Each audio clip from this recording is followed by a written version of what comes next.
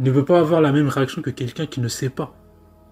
Or que le problème, c'est que dans le christianisme et le judaïsme, parce que l'Ancien Testament est un livre juif, Dieu se comporte comme s'il ne savait pas. Et ça, c'est pas possible, ça n'a aucun sens. Ça n'a aucun sens. Avec le déluge, c'est un parfait exemple. Mais je peux en citer d'autres. Je peux en citer d'autres. Par rapport à Abraham, par rapport à Isaac, c'est pareil. Bon, ça change dans l'islam, je crois, c'est. Je sais plus c'est qui, bon, bref. C'est l'autre fils d'Abraham. Ça change dans l'islam, mais c'est une version un peu différente. Mais en tout cas, dans le christianisme, mais en tout cas, de ce soir, même si ce n'est pas le même fils dans l'islam, la narration est exactement la même, hein, c'est exactement le même scénario. Où, en fait, Dieu veut tester Abraham sur sa croyance. Mais un Dieu omniscient n'a pas besoin de tester quoi que ce soit. Il sait déjà. Il sait. Un Dieu omniscient sait. Il ne teste pas, il sait.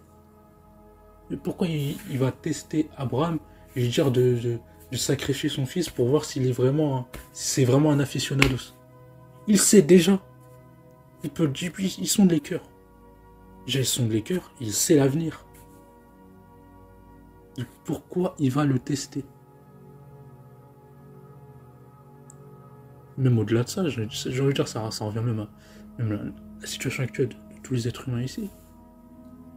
Pourquoi il va nous tester s'il sait déjà? Un test, c'est pour vérifier un résultat. Tu ne testes pas quelque chose que tu sais déjà. Moi, si le feu, ça brûle, je vais pas mettre ma main dessus, je sais déjà que ça brûle. Je vais pas mettre ma main dessus pour vérifier si ça brûle. Je sais déjà que ça brûle. Ça n'a aucun sens. En fait, si tu sais déjà, le test n'a aucun sens. C'est pour ça que l'omniscience de Dieu m'a fait comprendre, à travers ces diverses situations, là, je ne citais que deux, mais il y en a plein d'autres. Bon, en l'occurrence, ce qui m'a fait comprendre que le christianisme, le judaïsme et l'islam, c'est des fantaisies au final, c'est de la fumisterie. Moi, c'est vraiment le récit des religions avec le prisme du fait que Dieu soit omniscient. Parce que si on prend tout le narratif de ces trois religions, en prenant en compte que Dieu est omniscient, mais tout ce qu'il y a dans le récit est complètement incohérent. Complètement incohérent. Parce que, en plus, ça montre aussi le machiavélisme de ce Dieu. Parce que il savait le futur, mais il a laissé le serpent dans le jardin d'Éden, et il a laissé l'arbre de la connaissance au vu d'Adam et Ève. Vu qu'il savait le futur, il savait déjà qu'ils allaient commettre le péché originel. Donc pourquoi il a laissé ces deux éléments, sachant d'avance que ça allait aboutir à l'apocalypse et au jugement dernier? Le test était biaisé dès le départ, car la mise en situation.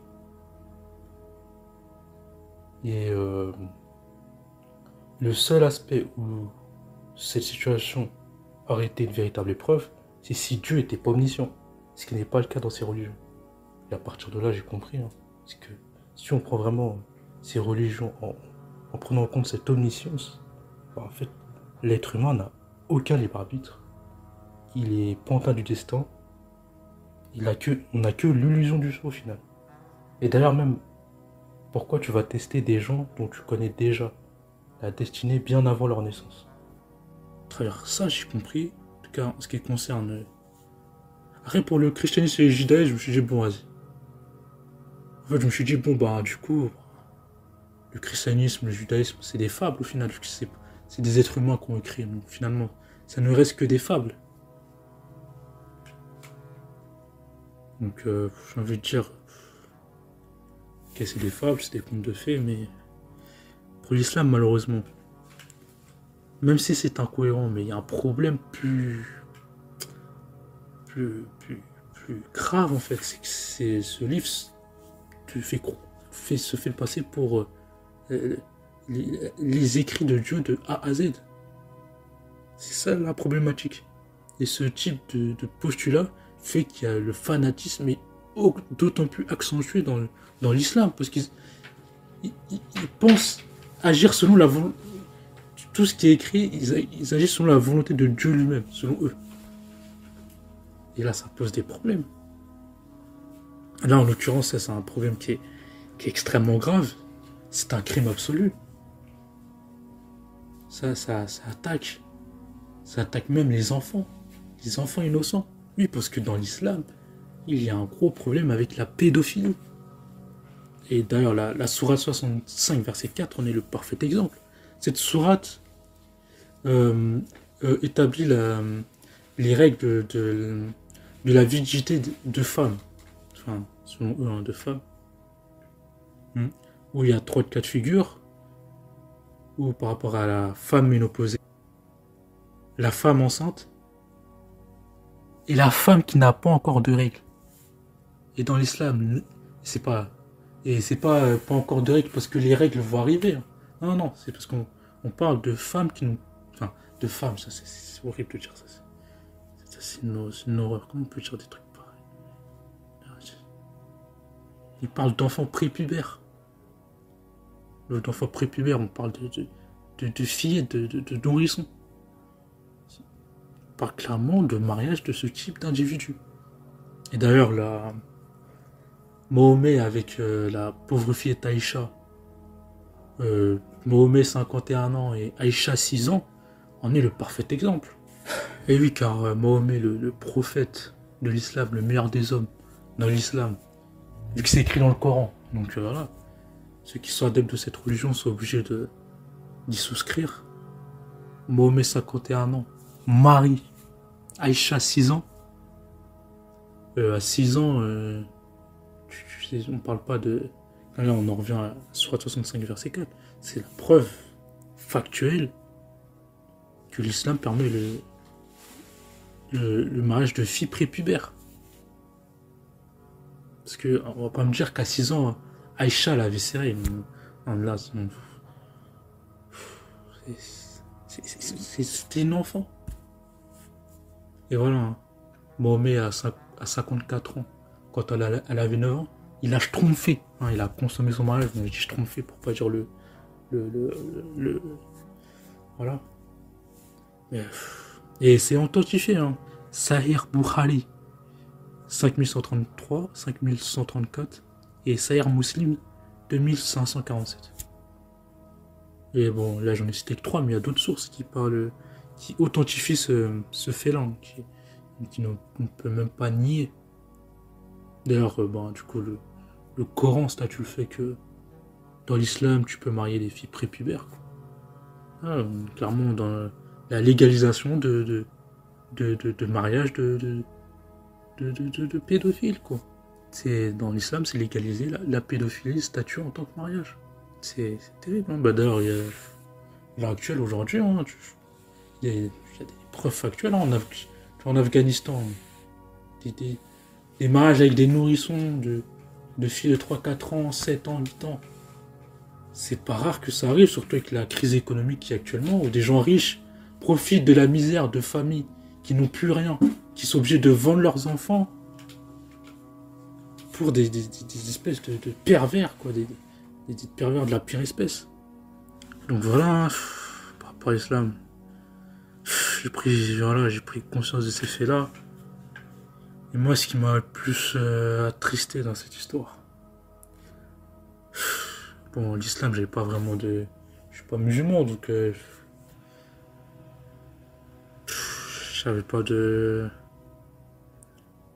J'étais pas blessé, je n'étais pas musulman, donc... Je dis, bah, c'est une religion bizarre, une religion faite par un mec bizarre, et voilà, quoi. Moi, ce qui m'a le plus... moi, ça m'a fait perdre foi en l'humanité, hein, je dis clairement. Et ça, j'ai pas vécu avec ça, d'ailleurs, avec l'esclavage. En fait, c'est ça, en fait, c'est que l'islam, en fait, t'es obligé de défendre l'indéfendable.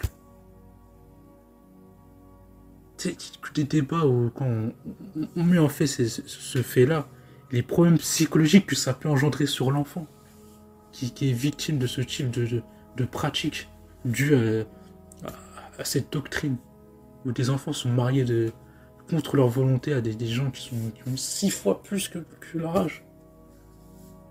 les conséquences psychologiques qui sont documentées. Hein, qui sont documentées. C'est factuel, quoi. On parle de la protection des enfants, des êtres innocents. On parle d'être innocent. Et ben, il y en a, on ne sait pas tous les musulmans, mais certains, de part à cause de, je sais très bien, c'est pourquoi en plus.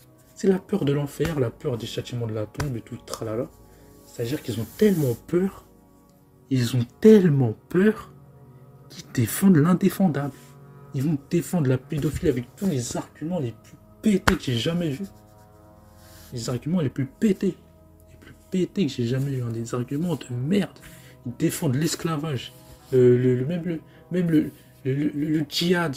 Ils défendent ça. Il y en a qui défendent ça. Il y en a qui défendent ça. J'ai entendu pas mal de débats musulmans avec musulmans. Il y en a qui ils sont complètement endoctrinés. Enfin, quand je me suis rendu compte, je veux dire, heureusement, je suis né chrétien. Enfin, heureusement.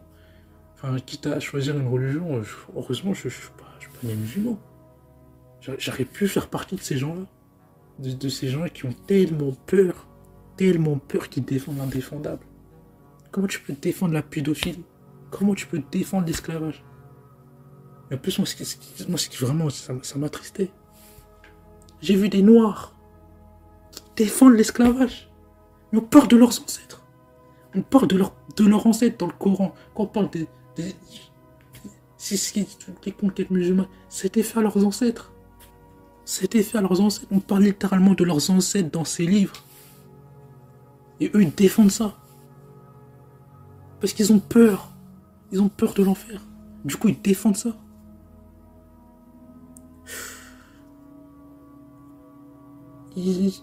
Mais quand c'est pour condamner la traite aux Atlantiques, c'est les premiers. Mais quand c'est pour condamner la traite arabo-musulmane, les conquêtes musulmanes, là, il n'y a plus personne. C'est quoi ce niveau de dissonance comme ça? C'est quoi ce niveau de dissonance comme ça?